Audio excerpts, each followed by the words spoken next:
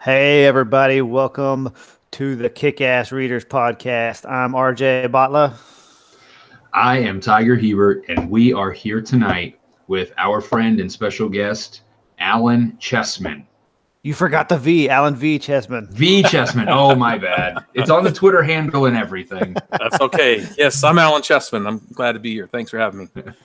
Awesome. Glad you're here. It's first off, I know you're a military man. Thank you for your service. And we are here on Election Day. Go vote if you haven't yet. It may be too late where you are, but go vote. But I'm going to say it again. Thank you for your service, Alan. Thanks. It was an honor. And I will have a question on how you incorporate that in your books, because I know you will. But to start that off, I've already told you a little bit about Alan. So, Alan, you can do your quick elevator speech on you, your world, and your what you love, all that jazz. Okay. As you mentioned, military, retired Army, 25 years of service, plus worked civil service for the government 6 years after that for the Army Medical Command. Many different skills, starting in air traffic control, air defense artillery, and in recruiting command, recruiting operations, providing the strength. Married, 31 years, 4 kids. Awesome. 24 through 31.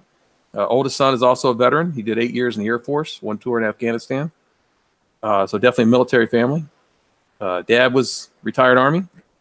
So, yeah, that's me. I'm in Texas, the great Republic of Texas. There you go. And where it's quite hot. Unfortunately, our air conditioning went out this week, so we're waiting on the part. Can't wait for that to come back. So that's pretty much it. Yeah, it's pretty sad. It was 80-something degrees here in Texas today in November. It's ridiculous. Yes. Go home, Texas, you're drunk. And if you don't like the weather in Texas, wait 10 minutes, it'll change. Yep. Well, we're supposed to get a cold front coming through this weekend, so hopefully. Yeah, I'm super excited about that. Anytime cold comes through, I love it. I don't want to live in like Colorado or up north where it gets super, like Montana, like Josh, where it gets super duper cold. And you got to deal with the snow all the damn time. But I like it when it hits Texas. Oh, shoot. We've had temperature in, the 30 degrees each morning, and then by the afternoon it's like 56 degrees, but today it was back up to like 75 or something here. It's like, go away. Just cut it out. And I just realized we have officially graduated to being old men because we are sitting here talking about the weather on a sci-fi fantasy podcast. Absolutely. Squirrel. So on that note, we're gonna go on to our segment on sci-fi fantasy news. And Alan, as the guest, you go first. Well, the news that I have is one hopefully everybody knows about. Have you played the game Witcher? Nope. I have not, but I've seen tons about it. Yes, as you may know, Netflix has picked that up, and they're doing production for it to bring it to the small screen. And one of the main characters is the guy that played Superman in the recent Man of Steel movies. Okay. So, Henry Cavill? Exactly. He's going to be the main guy. So looking forward to that. Very cool. Very cool. When is that supposed to come out? Any ETAs on that? Not sure. I know it's in production right now. They had sneak peeks that showed first looks. And he looks pretty good. I think a lot of the hard gamers are complaining because he doesn't have a beard, as he does in the third version of the game. But still, yeah, you can do pretty much anything. Somebody's going to complain about it. Yeah. The other science news, if I could throw that in, is I'm a senior at UTSA, Go Row Runners. There you go. So I'm doing my senior seminar paper, and I'm doing it on space environment, and it's on the orbiting space junkyard that we have above us, which pretty much we created since the Russians first put Sputnik up there. And so it's pretty scary, everything that's up there, from nuclear reactors that powered satellites that are no longer active, to chemicals, to satellites that have broken up. And I don't know if you've seen the movie Gravity, but it's pretty much along the same concept. So, you have a small piece of material flying at 22,000 miles per hour that has one heck of a punch once it hits a craft. Mm-hmm. So imagine, over 180 million pieces of this that are now being tracked by DoD and NASA as they try to launch safely and continue space operations. In fact, one of the things I learned is that Department of Defense and NASA work together to maintain a 1 square mile box around the International Space Station to navigate around known space debris. Wow. So there's your scary science update.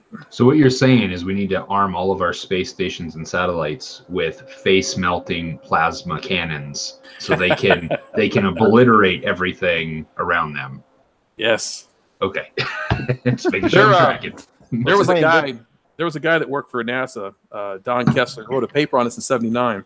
He talks about all the material cascading and hitting each other, colliding, creating smaller pieces and just cascading across the globe or the orbit. And another author friend of mine actually used this in his book as a military tactic. He calls it the Kessler syndrome. So the Kessler tactic. So he had a ship actually deploy particles around the planet to make them not able to launch off of the planet. Whoa. So kind of like in Wall-E, where all the satellites, there were just so many satellites when the spaceship busts through. Yes. And just they go everywhere. Same, so yeah, but except they're traveling much faster and killing things. Exactly. Man, there was a ton of novel ideas, like not novel like new, but novel as in book ideas in that little 2 minutes you just spoke, man. Yes. Yeah. That's just insane. Holy cow. Well, it's actually going to be a new venture. There's a lot of different companies out there trying to come up with ways to clean it up. From giant space nets to harpoons to grab hold of old inert satellites and drag them down to the atmosphere. But here's the problem. What if it doesn't burn up? There was a case. I found a case where a Russian satellite, nuclear powered, landed in Canadian territory, and they put a $7 million claim against Russia for the hazmat cleanup of it. Whoa. So this is real stuff. Yeah, that's book to follow. I wonder what Elon Musk is doing. I'm sure he has his hands in it somewhere. He's just going to send a rocket-powered Tesla up there and clean it up. Yeah. Self-driving rocket-powered Tesla garbage truck car thing. Nice. Cool. So Tiger, what's your news? So I know we have some gamers in the guild and who follow along with the podcast. So it's a few days old now, but on Friday, Blizzard had the big BlizzCon event that they do every year. It's their own gaming convention that they do out in California. And 6 years after the release of Diablo 3, they, to the disappointment of rabid Diablo fans everywhere, they announced that they were coming out with Diablo Immortal, which is a mobile game. And the whole company's been built off PC gamers. Ooh. So it's been kind of, for those who aren't aware, who don't follow BlizzCon, but like those type of games, there's like tons of backlash, and there's like so many articles all over the internet the last few days, basically saying that gamers are like entitled whiny crybabies and that they need to grow up and they need to stop trying to abuse companies. But the question is where would those companies be without gamers? Without the gamers. They're the consumer. So yeah, it is still a business. I mean, it's a business. Yeah. And if the customers who pay to put you there don't get what they want, I thought it was interesting. So somebody a guy actually wrote a really good article, and it was on Forbes, believe it or not, but it was actually a really good article showing the other side of the gamer angst and like why they shouldn't, why the company should actually listen, because you upset the gamers, there goes your revenue. So exactly.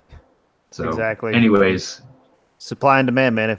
If you don't give them what they want, then there's plenty of other games they can go play. Yeah. And if like you said, PC gamers, I would imagine, are not in general mobile player gamers, because it's a completely different interface, how you interact with everything. Yeah. And it it would be like Angry Birds making a fantasy RPG. Well, it's a lot of hardcore PC gamers, especially, and it's amazing how many of them are in our generations, between the ours and Alan's generations. They invest a lot of money into their PCs. They got high-end headphones and high-end systems. They're spending thousands of dollars, and then you're going to tell them to go play it on their phone. They're like, I just bought it. Yeah, no. So, anyways, that's it. Nice. So my news is a little bit interesting, I guess, because I recently purchased per Tiger's post all 3 of the Brandon Sanderson. Well, I can't even remember what they were. The Kindle versions that were $2.99. What was it? The Stormlight Archive. Starlight Archives. Yeah, I bought all 3. Yes. I have not started reading them yet. I need to finish other books, but Yeah. I can very soon I will be able to say Sanderson did it, and I know it. Yeah.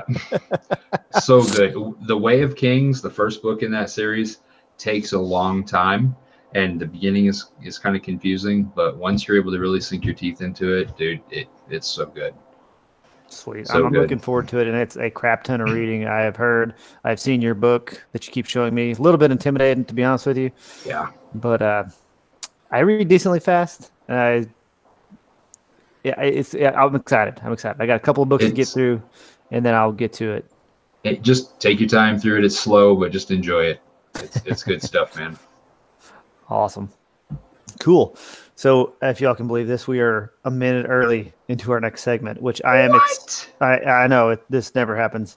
I'm super excited to. I've got a preview of this from our little pre-podcast chat, and I'm excited to see how everybody reacts to this. Just it's the weapon of the week, and Alan has got a really cool weapon for us. So I'm going to turn it over to Alan if you want to share your screen, bud.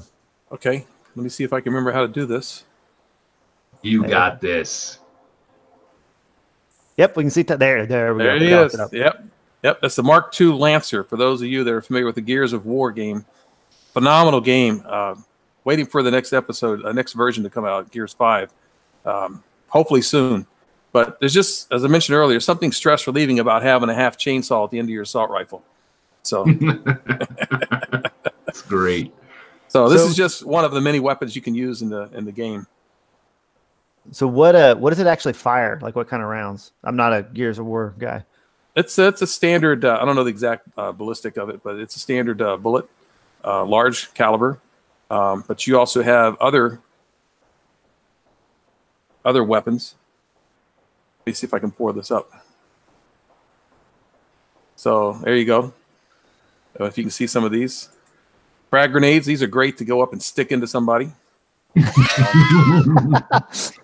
My favorite here is a torque bow. So it's like a crossbow with a grenade. Ooh.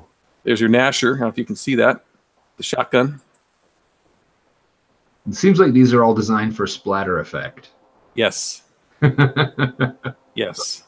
Sweet. But there's Gears of War. If you haven't played it, it's a fantastic fantastic game.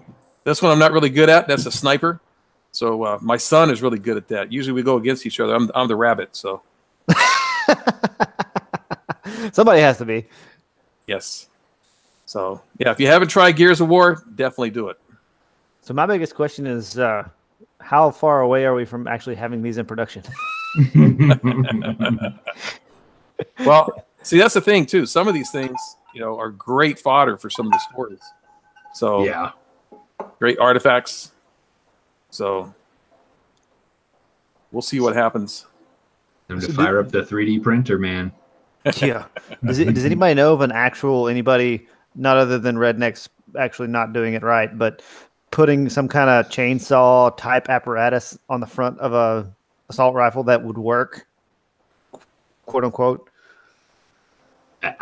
You probably nailed it on the head, rednecks. And I know quite a few of them that have probably tried to do something like that. And there's probably a barrel of tannerite nearby. So, yeah, on top of a lawnmower. Exactly. I don't know if you've seen gameplay with that, but you can actually you saw some of your enemy in half with that. Oh man, that's future weapons are crazy because if you can sell it, you can just make them do anything. It's almost like fantasy, except you're using science instead of magic. Yep. Sweet. Yeah. Which I'm going to go say is a good segue into our main event, if you will. Sweet. We're going to get ready to rumble. And Tiger, am I wrong? Is Alan our first sci-fi writer, science fiction? I believe you are correct, sir. Because we've had Zombie Apocalypse, we've had Valerie, I know, and we've had a ton of fantasy of all different flavors. Yes. So I think, Alan, you have the honor of being the first science fiction writer to be on the podcast. Woo! Do I get a gold sticker? We'll have Josh make you some kind of banner you can put over there. I was the coolest person for ever and ever. First geek on the show, right? Oh no, I wouldn't go that far. There's geeks on the show every week. Pretty much, we run it. Oh, what kind of fuel? Well, Stacy Black asked, "What kind of fuel runs the chainsaw on the game? Do you know or not?" Don't know, but I could definitely look into it though. That'd be interesting. For me, it's just pressing B. That's the fuel. Human power, carbohydrates, glucose. Awesome. Okay, so we got on that tangent, which is tangent. Squirrel. That have squirrels. So our topic of the week is a bit broad, if you will, being our first sci-fi geek, as Alan so well put it. It's space, anomalies, and crap. What did I title this episode? World building. World building With post-apocalyptic sci-fi-ness. Yes. So, well, let me ask you this: how many novels have you read or have you seen? I know you've seen a couple stories that are post-apocalyptic. You know, there's always like 2012. We have the big tidal waves. The Day After Tomorrow. Typically, these things are all written about Earth and something happening on Earth. Correct? Mm-hmm. Yeah. The post-apocalyptic stuff. Yeah. You had invasions from aliens and such like that. You had a couple of solar events, but nothing really apocalyptic. Nothing that really changed everything. So this what I'm writing is going to be totally different. It's going to be, as we talked about earlier, a mixture of everything. Keep the reader on the edge of their seat. There you go. And I'm not going to spoil everything or anything, to be honest with you, but going through what his ideas were, I got excited I want to see it. And so what I'm saying is hurry up and write, Alan. Get your studies done, hurry up and write.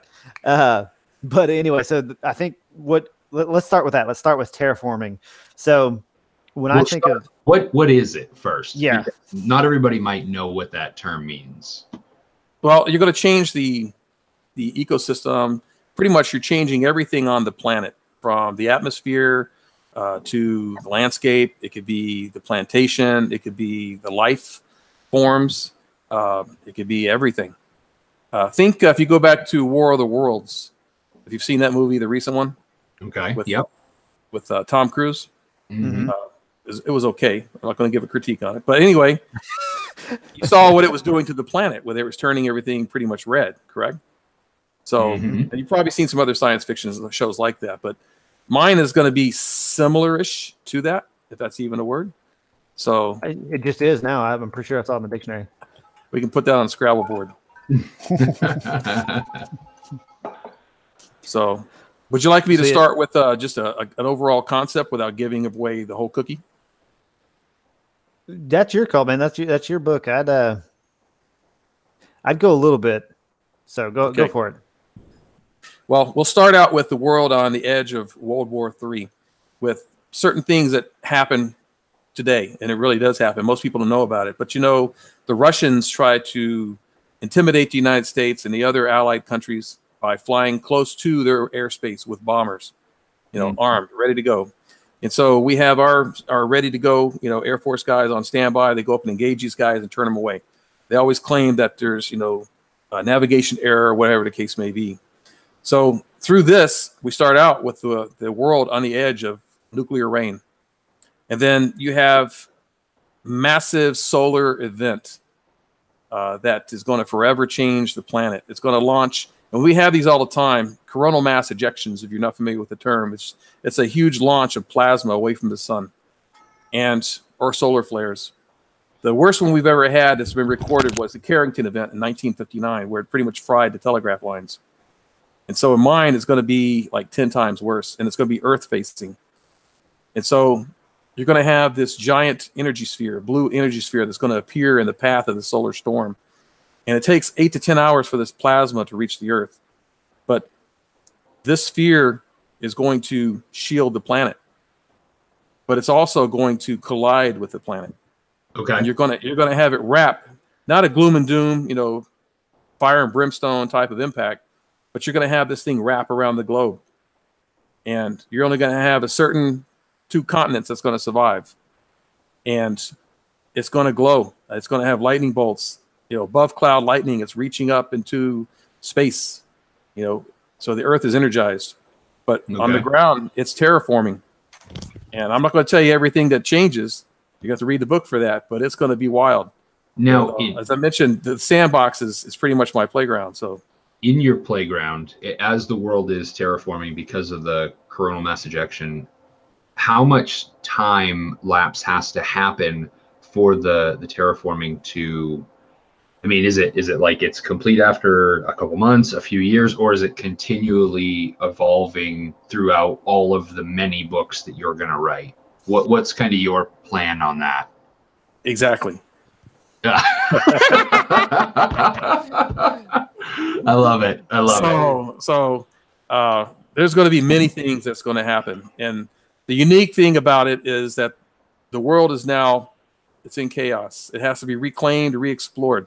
And you just don't know what you're going to get when you come up on shore or if you land. And by the way, like a box of chocolates? Yes. But a little bit more interesting, a little bit more exciting. It's like the wild west, but we're not in Kansas anymore or something like that. I'll give you a snippet. Let's say in a certain ranch out in Nevada, after this thing hits. It's not a bunch ranch, is it? No. I'm just making sure. So a guy's on his porch and lightning's flashing everywhere, and he steps out onto the porch, and typically people tell you to stay under cover, but he's out there and his wife's yelling at him. His horses are going crazy. They go put the horses up, and he tells his wife, I'm staying up tonight. She says, what for? Because I'm watching for whatever's coming out of that storm to the west. So 3 o'clock in the morning, yeah, it's going to be exciting. Oh, crazy, man. Crazy. So when you're writing fantasy, it's a little bit easier, I think, because you still got to have some rules behind the magic, and we've gone over a whole podcast on magic and rules and all that stuff. But at the end of the day, you can always say, boop, magic, does what it needs to do. But when we were talking earlier, with sci-fi, it's not quite as cut and dry, because there's lots of people who do a lot of research and people who have theories and how this would work and how that would work. So as a sci-fi writer, how does that affect your thought process and what you do? That's a great question, because I struggled with that when I first came up with the concept. At first, I was going to have the Earth transported back to like the Pleistocene epoch era, dinosaur. But then I still had a lot of friends that started looking at the concept and asking me scientific questions. What about the pH balance of the water? What about the food? What about this and the plants? I'm like, wow, I don't need someone troubleshooting the book. So we'll just change everything and it's all brand new. Troubleshoot that. That's why I don't write sci-fi to begin with. But that's the biggest thing I hear from all my author buddies who do write sci-fi, is that it's people who are I don't want to say smart, but they are smart. That's not the right word I'm looking for. Who know more in-depth knowledge on those kind of things. We'll call them out. So a lot of them will have a buddy who is into that. Yeah. So they'll fact check on that way. So of course, always the Googles help, but see, here's the thing with sci-fi. If you follow the rules, you're delivering what everybody expects. Nothing's going to be new. So if you take, for example, I don't know if you saw the new Star Trek Discovery, but the new ship and the new drive that they use for this, a lot of the fans, they came out with pitchforks and torches. That's not, according to canon. Look at the Klingons. They're totally different. That's not according to canon. Well, guess what? It's a new show. But the science behind it works because it blows your mind. You can't understand it, but it's great. Well, you just got to push the I believe button. And if you can, whatever you have to do, if you can get the readers to do that suspension of disbelief, doesn't matter if you explain it all, but if you can layer it in and present it in such a way that they're willing to push that I believe button and keep reading, that's all that matters. Exactly. So it's no different than a magic system.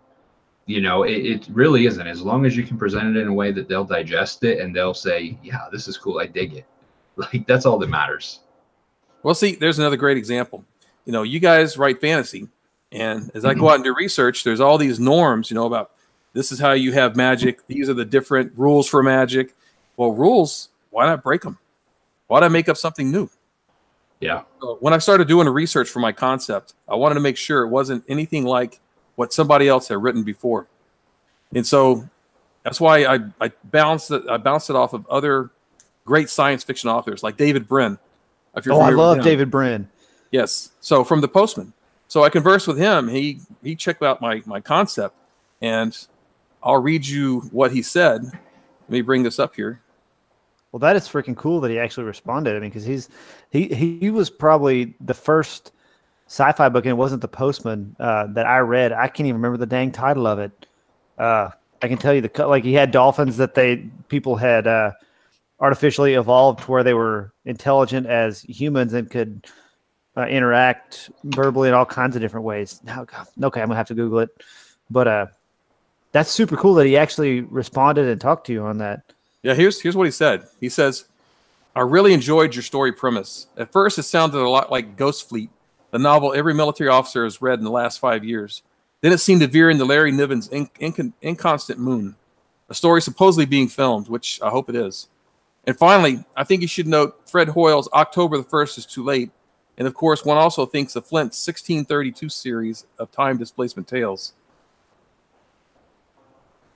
So he didn't just give me, hey, that's a great concept. He actually did some in-depth analysis and comparison. And those are great writers. It's pretty cool, man. It's pretty cool. And I know the stuff that you shared with us off air, you know, we don't want to give spoilers, but there's a lot that you want to unpack in this series. You told us this series, once you get it rolling, you're talking 8 to 12 books.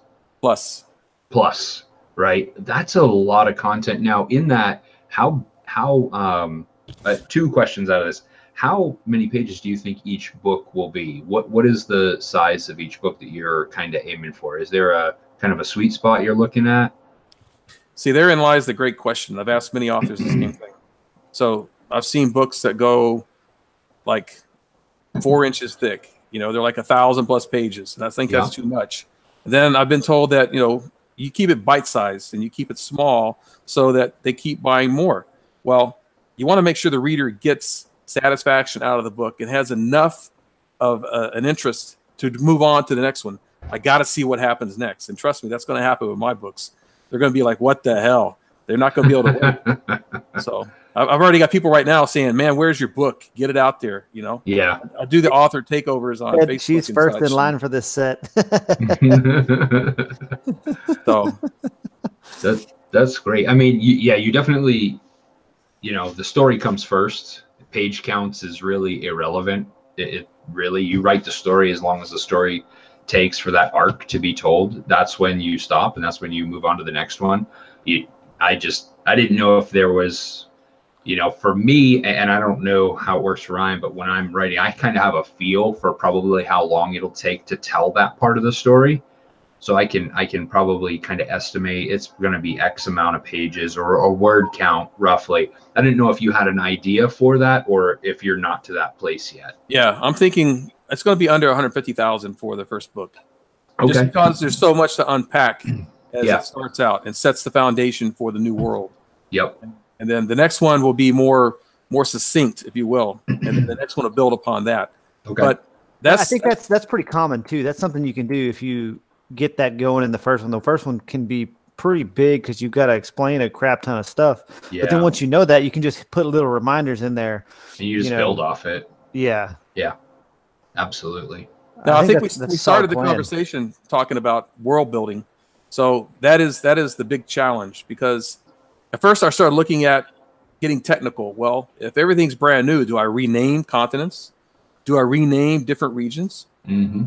Would the reader respond well to that? Or do they want something as kept the same, still familiar, but it's new?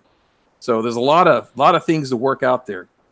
That makes sense. Yeah, it definitely does. I think in Mark Lawrence's books, I don't know if you guys have read any of his stuff. He has like the Prince of Thorns series and the Red Queen and several different series that are all set in the same world. And maybe if there's some fans of his work, they can correct me if I'm wrong, but because I've only read one or two of his books, but they're all set in a post-apocalyptic world. and there's still monuments to the past. They're overgrown with vegetation and stuff, and the world looks very different. And he never calls anything France or Scotland or England, and he never calls buildings buildings or train stations train stations. But as you're reading and you get a feel for the descriptions, what you realize is he's actually explaining like either Europe or North America in this post-apocalyptic world. So he never calls it post-apocalyptic London because the people in the story have no concept that it is post-apocalyptic. These are just people who happen to have grown up in this crazy looking world.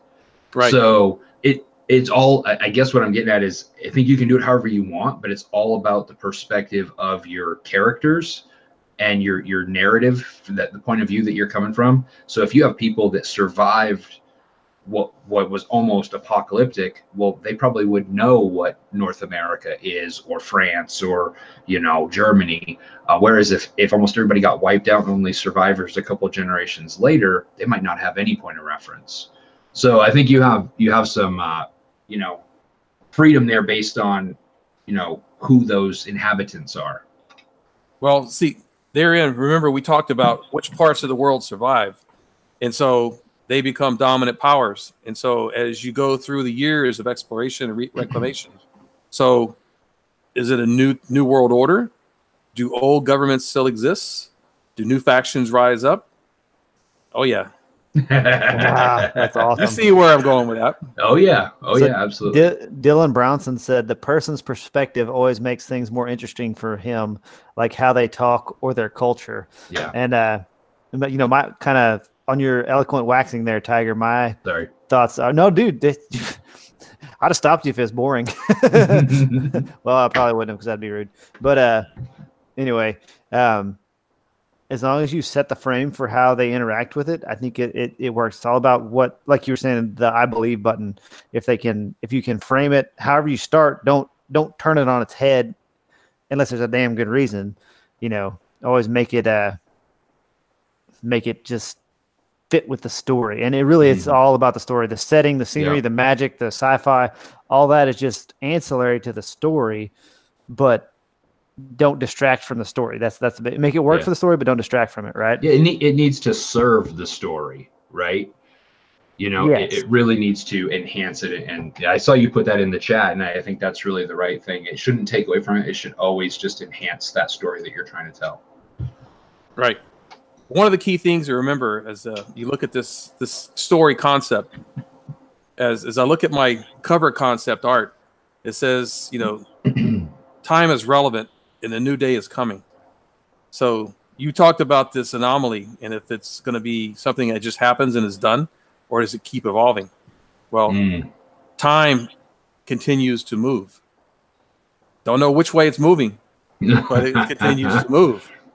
I just like it. It's just sounds like it's going to be fun. Sounds like it's going to be a lot of fun. Yes. I wrote a short story for an anthology that my story didn't get accepted, but it was time travel. God, I had the hardest time keeping up with who was where and when and all that. I was like, oh my God, this is making my head hurt. But that's another interesting concept, because that was in one of the Star Trek movies, right? Where Spock went back or forward or something. Not a Trekkie. I'm not either, but I saw that one. Yeah, there's several different episodes where they went, forward in time, back in time. Depends on which iteration you're talking about. The original, Next Generation. There's always some kind of time element. Gotcha. And that always throws a whole bunch of different problems in there, because that's all theoretical. I mean, nobody has, that we know of, been able to time travel as of yet. So again, it's all theory there. And as long as you can have the time travel work the same way every time in your novel, then there's quote unquote no issue, right? Correct. Yeah, I'm not touching that one because whenever I watch a time travel movie with my wife, she's like, go away, because all I do is pick at it the whole time. That never worked. Exactly. Yeah. So it's probably something I will never write, because I won't be able to stop critiquing my own. Well, see, there's the other problem with world building. This probably goes to conversation you guys have had before. is keeping track of what you do in previous chapters. So that way it's constant, it's fluid. Yeah. So, and that's something I'm probably going to have to do as well with what I'm doing is build a world Bible. And I'm sure you've seen those before.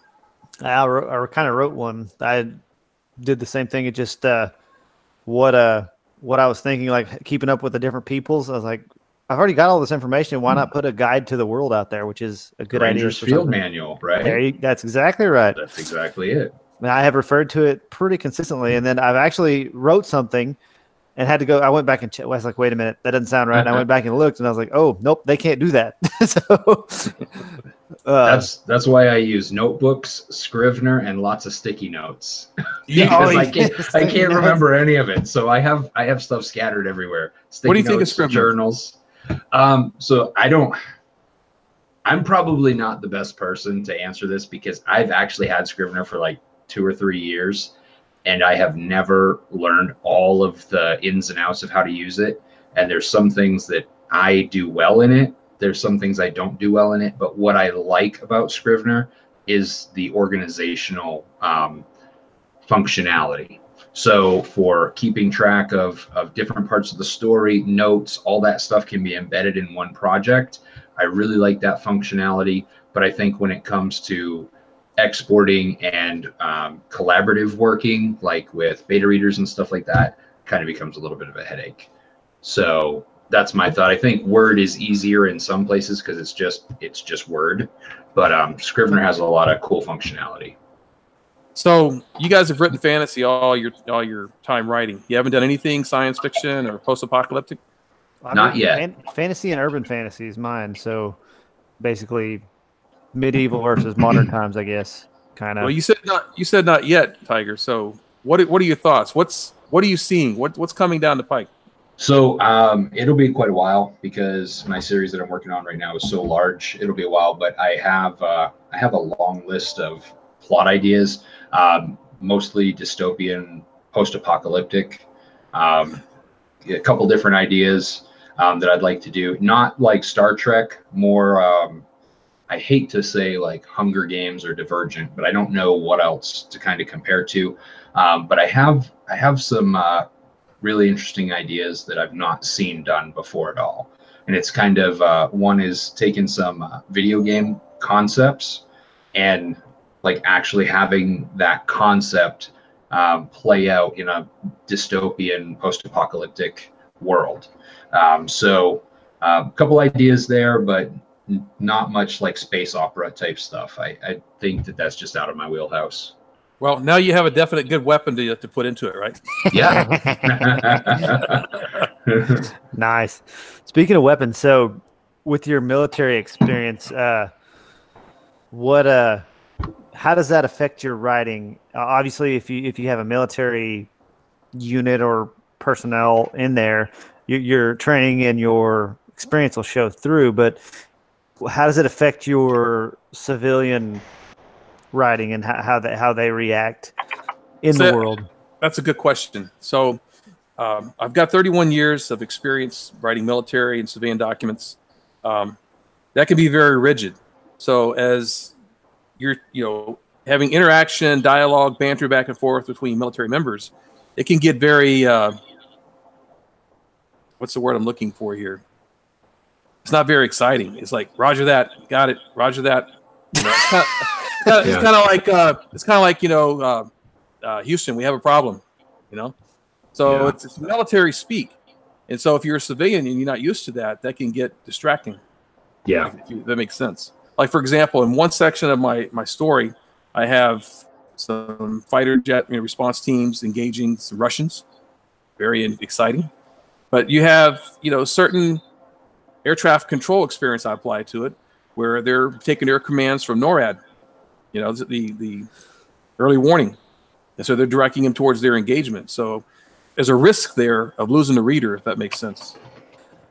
Yeah, and I think the good thing about not today's generation, but we've been exposed to it enough in movies and books that if you don't get super deep in the weeds and say a term that only a military person would know, most people keep up with it. And I actually like it when they speak that way, because I try to do it in my books and I always feel like it comes out stupid.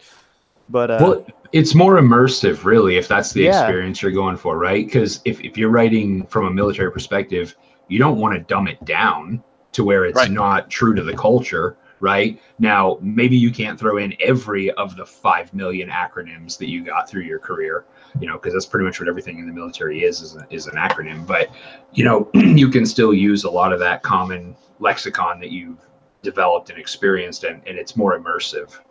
Right. I mean, in our books, RJ and I, we use all kinds of words that we make up for all kinds of doohickeys and thingamabobs. And, you know, it's half the times we're just sticking random letters together or using a name generator. Right. So, well, see, we actually get a chance to see that play out in mine, because the main character is a master sergeant in the Army's Delta Force, long range recon. And he's been tasked to lead a team of scientists led by a female.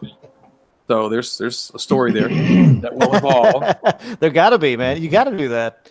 So, but he's taken this team of civilian with the military, and they're going in to now this dangerous area. And so he's responsible for their protection, but he's also got a mission to make sure it happens. And so anytime you have military and civilian in an environment like that, there's a power struggle. yeah. Does that make sense? Yep. So And yeah, it's gonna, and that brings it's up gonna a be good fun. point. You can use civilians too. Just like if somebody says FUBAR, then just have the civilian ask FUBAR. Then you explain it right there. Then the rest of the book, everybody knows what it means. Yeah. Right. Right. Yep. Yeah. Yeah. This is gonna be fun though. That's freaking awesome. It's very cool.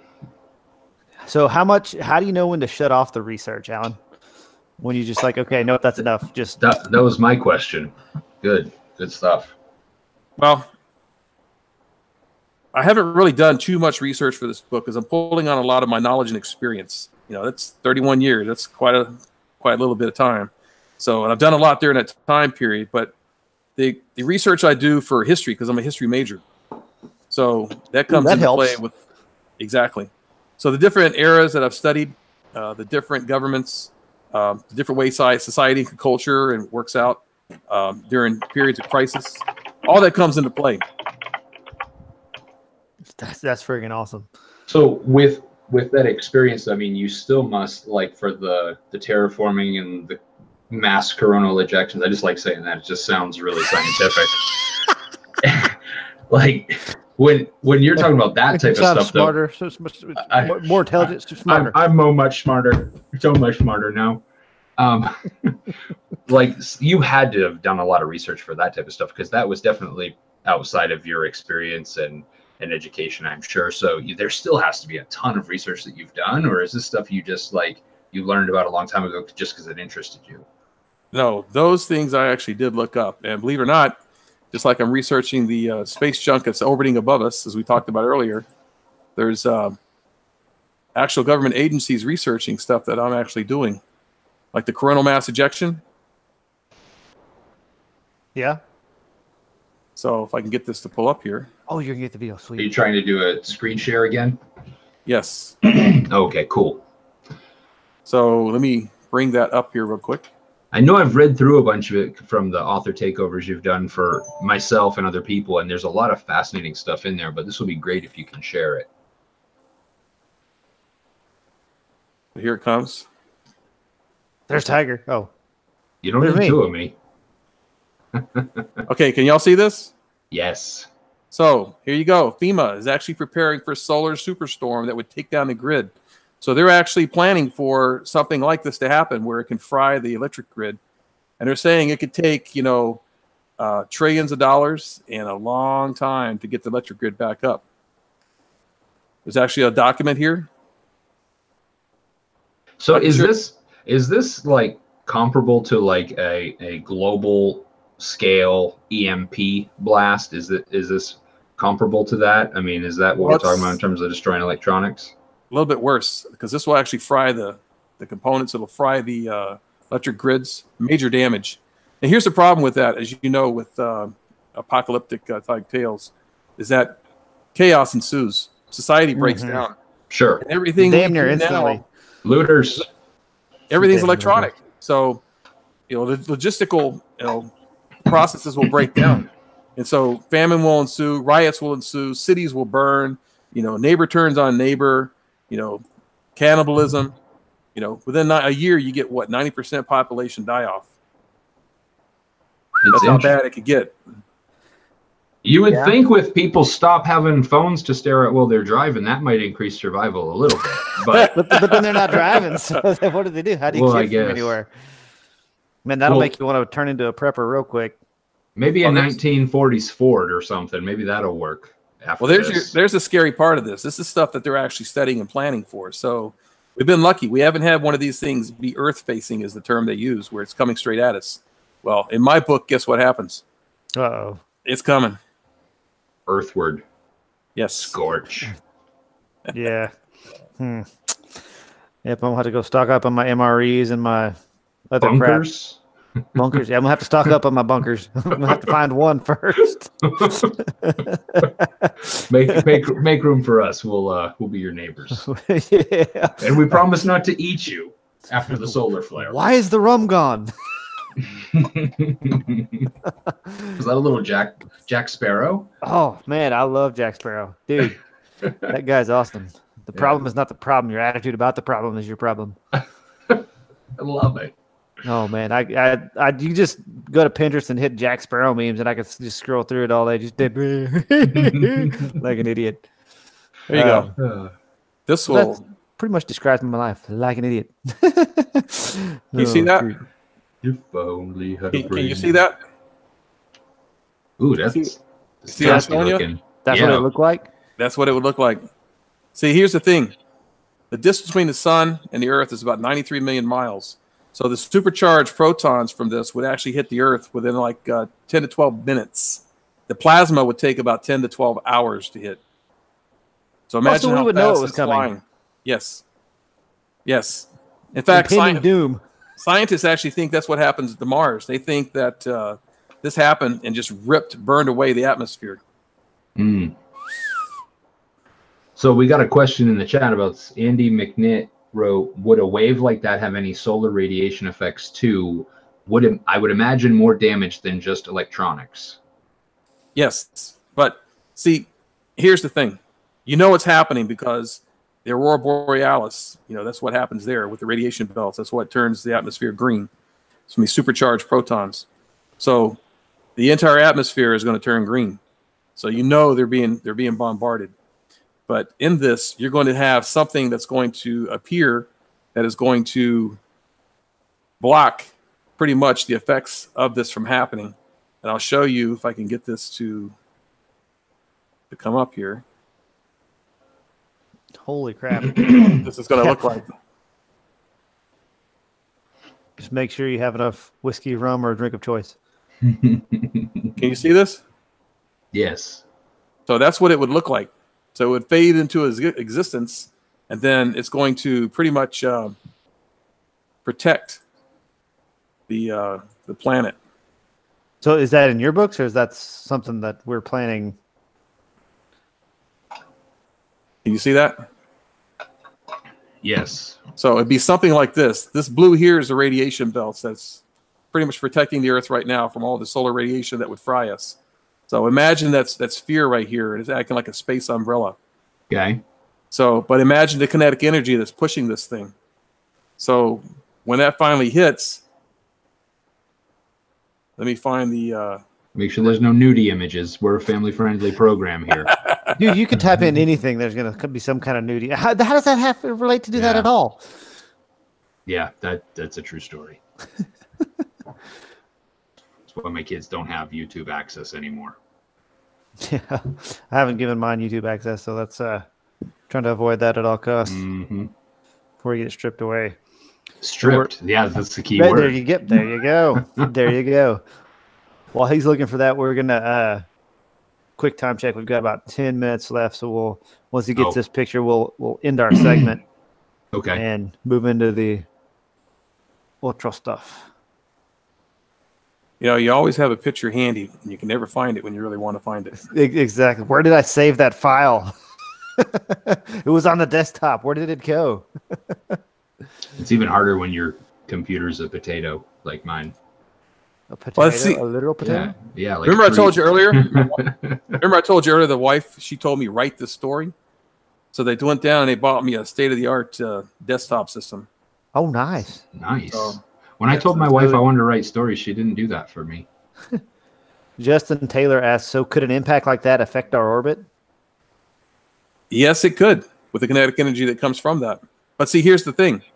When this thing actually hits the Earth, it's not going to be a fire and brimstone or a major catastrophe. It's going to wrap around the Earth, and it's going to be kinetic pretty much. It's going to be energy that's going to terraform the planet.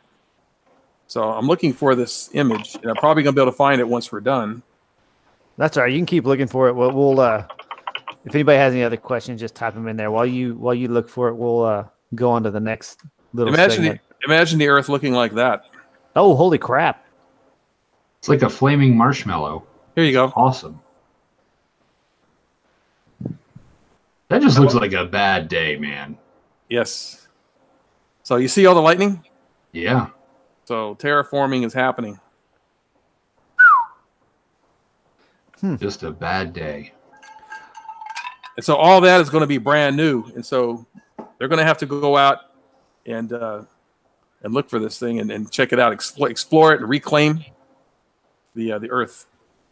Wow, holy crap. And I'm not don't know whether to be excited about reading the books or depressed that that's going to happen sometime. Oh, well, I can't control it anyway, so there's no sense worrying about it. Well, So you got that right, brother. as long as you got a chainsaw on the end of your rifle, you're okay. Hey, what else you need, man? What else you need? With it. Yeah, that's right. Awesome. That's right. Cool. So I think on that note, we're going to wrap up our segment on space, anomalies, and apocalypse, which was freaking awesome. Oh man, I can't really get over that. That's just an insane image.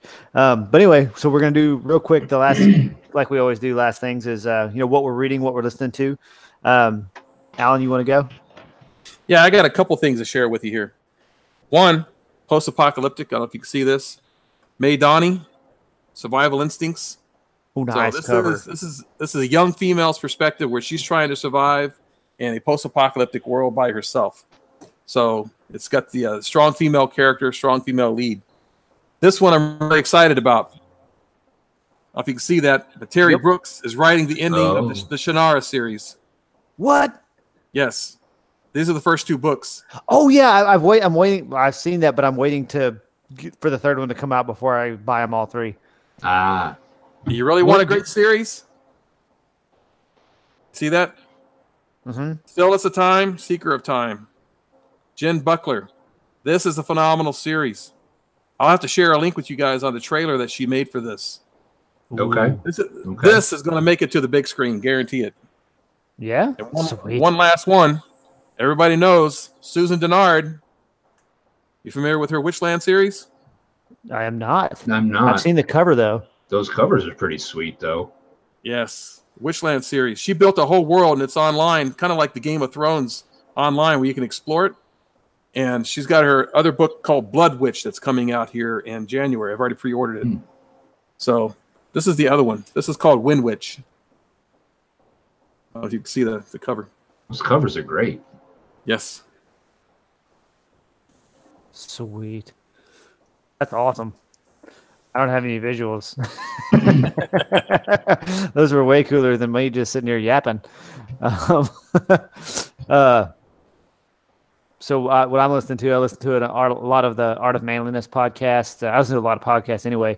The Way I Heard It with Mike Rowe. It's kind of like the old Paul Harvey, if y'all remember those, where he doesn't reveal who it is till the end, but it's always some famous figure that you know. And right now I'm reading Soul Render by T.L. Bronson. I'm not sure how you say it, but it's pretty interesting so far.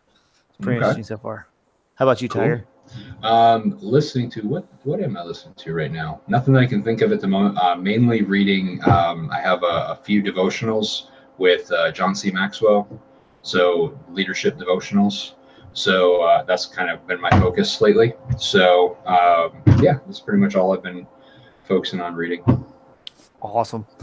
So the one of the last things we always do is we bring our faith into it, and we say one thing or many things, whatever you're thankful for, and we, as always, let the guests go first. Alan, there's something you're thankful for in particular this week, or just in general? Well, one, I'm thankful for you guys having me on here, letting the old guy get on here and speak some science fiction geek stuff. Dude, it's been a Happy to blast. have you. Yeah, You're very this welcome. is fun. Fun stuff, man. Very thankful for my family. Very thankful for our country, our freedoms, and for those that stand on the watch and defend it for us. Amen. Amen. I hear That's that. cool. I'm gonna make you go next, Tiger. Oh, crap. You know, so Alan, we have this segment every week or every month, every podcast, every time, no fail, every time. This is the same thing that happens every time. We get to this part, we're like, oh shoot, I didn't think anything, and then we just spend all this time draining our brain on this awesome sci-fi fantasy stuff, and then we're like, And the thing is, there's like 5 billion things to be thankful for all the time. But what do you want to share? So for me, and I want to make sure I say this right so it comes out correctly. I am thankful that our anthology that I'm working on, Ryan's working on, and a bunch of other awesome authors, Josh is working on it, that the submissions for that are pretty much all in. I think there's one more submission for that. And then that yet to be named and announced anthology is all the rough drafts are in. The reason I'm thankful for that is because it means we're that much closer to that thing becoming a reality, which is awesome. But it also frees me up to focus on other things because it's kind of been hanging over me, even though it was a small project. Like I'm not one of those people that does well with multiple projects at the same time. So it allows me to free up brain space for that. So I'm thankful that that's done. It looks like we got a lot of great authors who submitted work. It looks like it's going to be a great anthology. And I'm glad to be on to the next project. awesome. I'm gonna echo that too. I liked it was a fun anthology. I wrote an Edgewalker story for it that I'm pretty proud of. But I'm gonna say people's generosity with just Halloween, just not too long ago. All the people who love seeing the kids come out in costume and just embrace the holiday and be generous with their time decorating and making their house spooky or kid friendly or adult friendly or whatever you want to do, and giving away candy because you don't have to do that. You're not obligated in any sense of the word, and it goes much beyond Halloween. And people being generous can go from anything to donating to the Red Cross to whatever your charity organization is, to your church, to your local food bank, donating your time, money, effort, whatever it is. So I'm just thankful for people being generous and helping our fellow man, either in a holistic sense or just have a good night out getting free candy. So with that note, Alan, we always end with one of the things we end with is thanking our guests. So thank you for your time. Thank you for your awesome content. Where can readers find you, and when is your book coming out in particular? That is a good question. So I'm steadily working on it right now while doing my senior studies at UTSA in history. So I'm hoping probably spring of 2019 I'll have the first one out. Nice. And the second one will follow shortly thereafter. I want to go, like I mentioned, 8 to 12 books plus. So I don't want them waiting a year for another book. So probably don't every talk 6 to me about months. that. It happens, man. It happens. Or 3 years happens. So Yes. Yeah. Right now with writing senior research papers, especially on space junk, it sucks a lot of the time up, Understood. It does. Understood, sir. And I posted your website, Facebook, and Twitter into the show notes so people can go there. If you want to, if you don't mind, you've got the link there for my trailer too, right? I did not put that on there, but we'll get that fixed. We can also share that in the guild afterwards as well. Yeah. You're a member of the guild too. Feel free to post it in there for your trailer, Alan. Okay. That'd be easier than me screwing it up, to be honest with you. It's kind of long. It's my first amateuristic attempt, but I'm going to have one professionally made. So, hey, it's all good, man. Yeah, let's get it in there. Exactly. Thanks for having me, guys. Really appreciate it. It's been a lot of fun. You're very welcome. You're very welcome. Thank you for coming and hanging out with us. We learned a lot, man. It's cool stuff. Yeah, and for being our first sci-fi author, and man, I really am excited to read that. I'm not too excited about sci-fi novels that often, but this one I'm ready. I'm ready. There's going to be fantasy. There's going to be sci-fi. There's going to be a lot in it for everybody. That's awesome. It's more of a mashup. What's that stupid commercial with Dave You Manning just, and you just don't know what's going to happen. Yeah, There Peyton. you go. It's more of a mashup. I'm in a band. We're not a Awesome. band. Yes, we are. I am in a band. Oh man, Nationwide is on your side, people. Apparently. But on that note, thanks everybody for showing up. Thank you, Alan. Thank you, Tiger. Thanks all the audience members. The Kick-Ass Readers Guild, as always, came through in flying colors. The chat was rolling the entire time. Hope y'all had as much fun as we did. Tune in next time for episode number 13, which I believe is December 4th. That is correct. Hey, I got it right. And I think our good buddy Joshua C. Chad, who is out of commission right now in the boonies still, but he will be back for that one if I am not missing my guess. Sweet. And we still have yet to come up with a topic. I think there's no guest. It's just gonna be me, Tiger, and Josh doing stupid crap, talking shenanigans, pretty much. But sounds fun. If you're watching, listening, please sure to subscribe on the YouTube. If you haven't yet, give us a rating. Like the feed. That always helps with anything. I know we say this all the time, but hey, you got to shamelessly self-plug if you're going to be a podcaster in the entertainment at any point.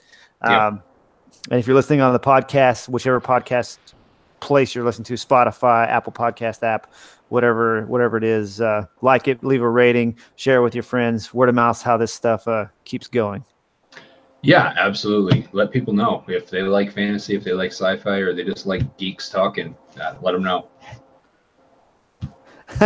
Sorry. Yes, J.E. Perazzi, you did just pop in at the end again. Yes.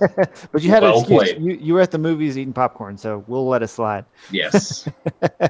But anyway, I'm RJ Botla, signing off. I'm Tiger. Peace out. I'm Alan Chessman. Thanks for listening. Watch for my book.